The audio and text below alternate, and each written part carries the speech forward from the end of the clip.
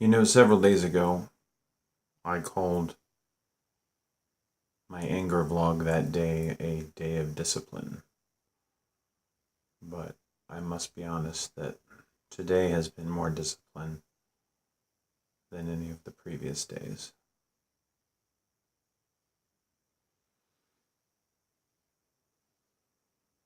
I've been laying in bed for about 2 hours,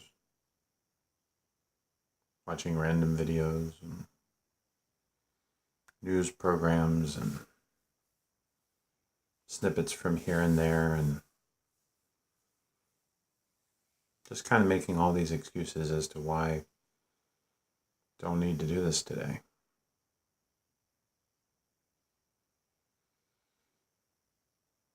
I need to have a better script. I need to have better ideas. I need to have things to talk about. I need to have something to off my chest.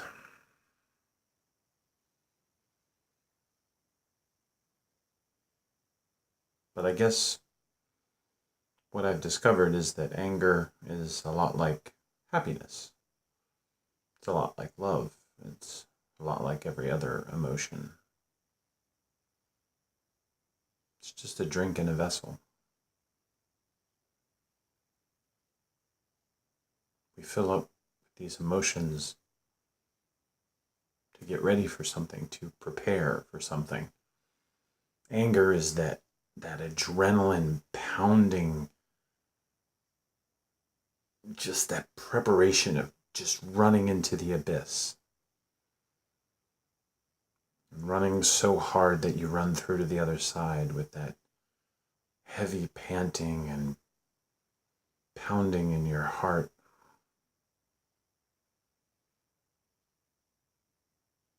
And the hope is that you have enough anger that you can overcome the abyss, that you can just run through that murky nothingness and come clean on the other side with just a whiff more fuel than you ran into it with.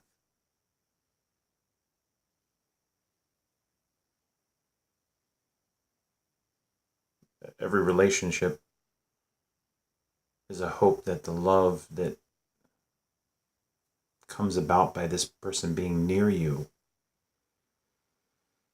is just one more drop than you need to tolerate them for the entire of your life. The entirety? I'm still a little jaded about the love thing. We'll just move on.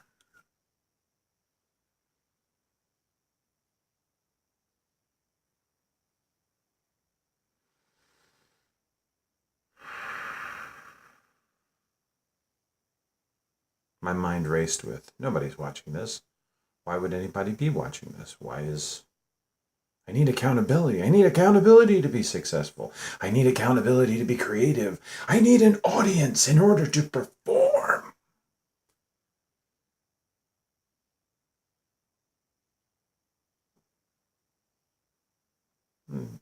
I do.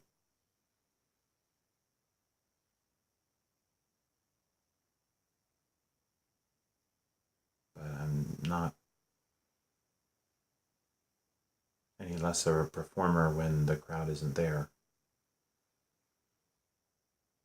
Just they fill my tank. We fill it up. A lot of fuel. A lot of adrenaline, a lot of enthusiasm, a lot of encouragement, a lot of accountability.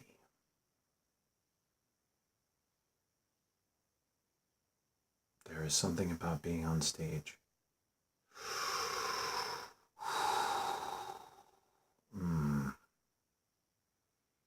All that attention, all those eyes. I get why people do it. I get why I do it. I get how it's hard to come down from that. I mean, 50,000 seats. It's like a city. Imagine a whole town looking at you at one time.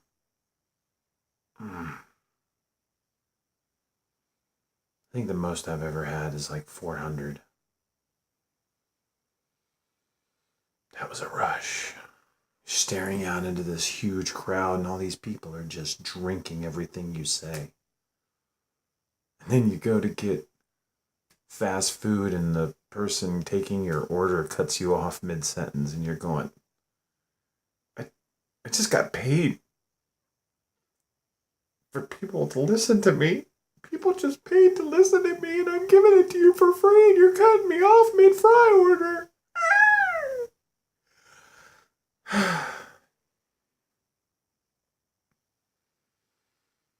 That's the hard part. That's the hard part about performing, is not performing.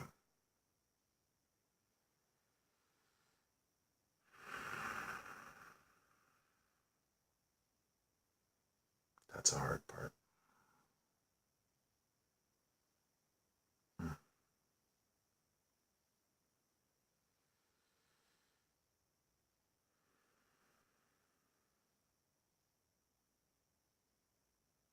I've learned one thing, though, this year. The art of really deep breathing. So, I don't know what it is, but it's a constant hyperventilation, but not the spasming of your diaphragm where you're when you're going into panic, but it's a hyperventilation of a controlled manner, a willing hyperventilation.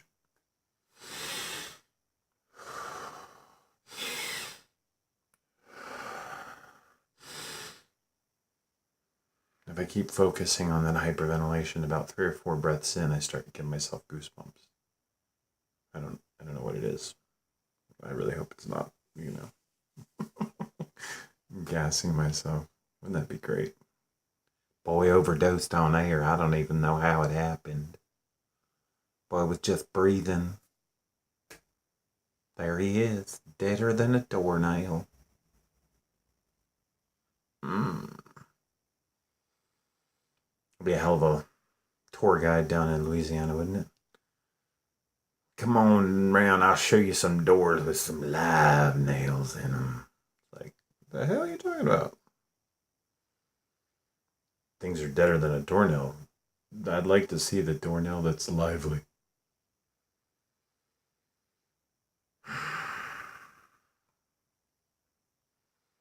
So this is kind of somber and kind of bleh. That's not much fun. But I guess it's necessary.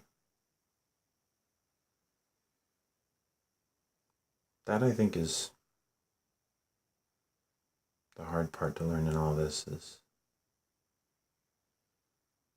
how to take in as much happiness as you can, how to fill as much joy as you can into your vessel, because joy is an emotion. I know people like to tell you, oh, joy, I've got joy, I've got joy. You've got a really good replay system is what you've got. You've got some really nice mantras. You've got some really nice discipline when it comes to the happiness department. And maybe you've mastered it. And I can cynic here all day in my jade palace, but let's be honest. If you're happy, go right ahead and be happy. I don't feel that rush right now. And if I don't feel that rush right now, it doesn't mean that your joy is any less. It just means that I want something that I don't have right now.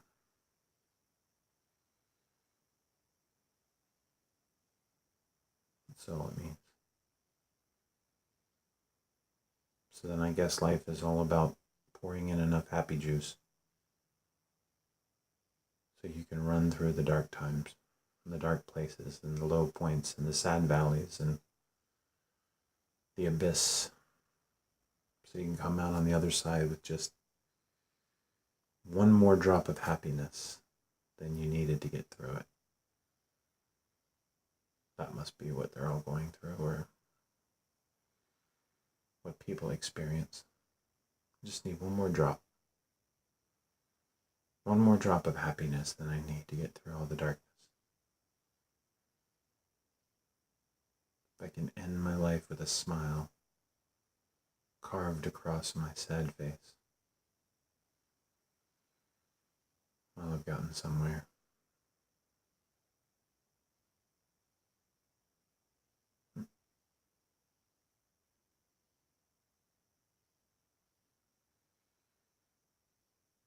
It's okay to be sad.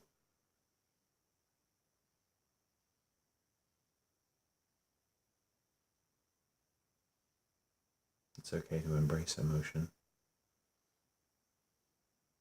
to drink of the different cups that we pour for ourselves.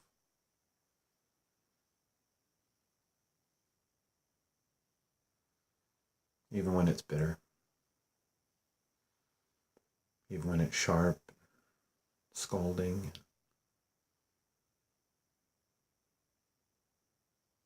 putrid. It's okay.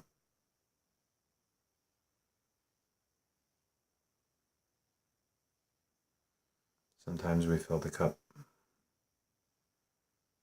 We're not ready to drink. And that's tough. I was talking with a wonderful person today about stress. I asked her what stress is, and she goes, I don't know, a wise one. What is stress? And I said, I don't know. What is stress?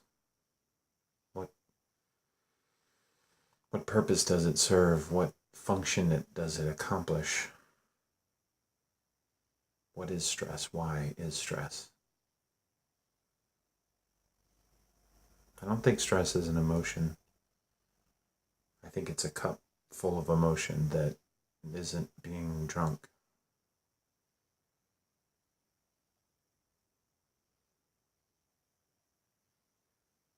That's what I think it is. It doesn't feel weird when you're really happy and you don't know why. It just feels weird, real weird when you feel sad and you don't know why. When you feel angry and you don't know why. When you love someone and you can't explain it, then that's the epitome of love. You have accomplished love. Love achievement unlocked. When you're happy and you don't know why, I have no idea why I'm so giddy, but damn it, that's a good time. But if you're angry or sad and you don't know why, then that becomes problematic. Do I need a reason to be angry? Do I need a reason to be sad? If I had these reasons, they wouldn't need emotion. I would just take care of these reasons. Or maybe these reasons don't have solutions.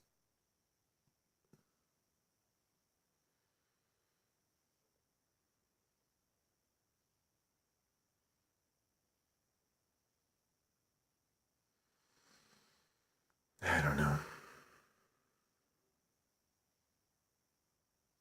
I think that's part of the fun.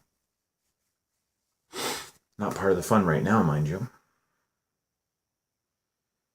Because when you're in the question mark, the question isn't fun anymore.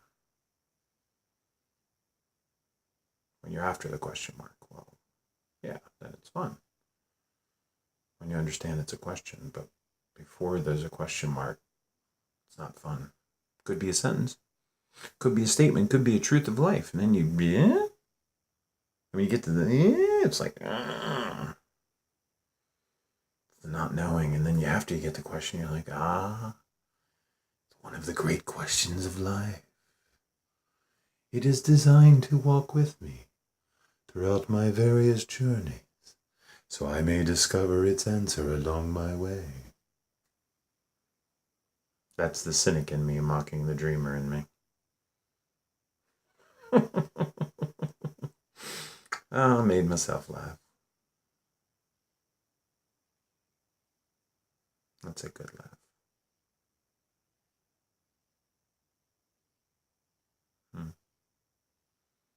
as Caesar Romero would say from the old Batman stories, he who laughs first laughs. He who laughs last laughs best. He who laughs and runs away lives to laugh another day. He became a Smurf. He just changed every one of these, really strange and wonderful quotes into a Joker quote. He who smurfs and smurfs away lives to smurf another day. Okay there, Gargamel. Easy, buddy.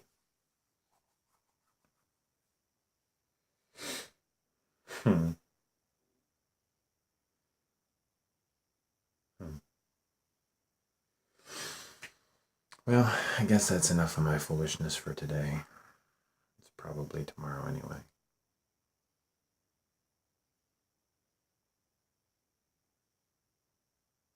Be patient with yourself. Truly. The patience you want from everyone else. The patience you want to exhibit to everyone else. Be patient with yourself. And now try to be patient with me.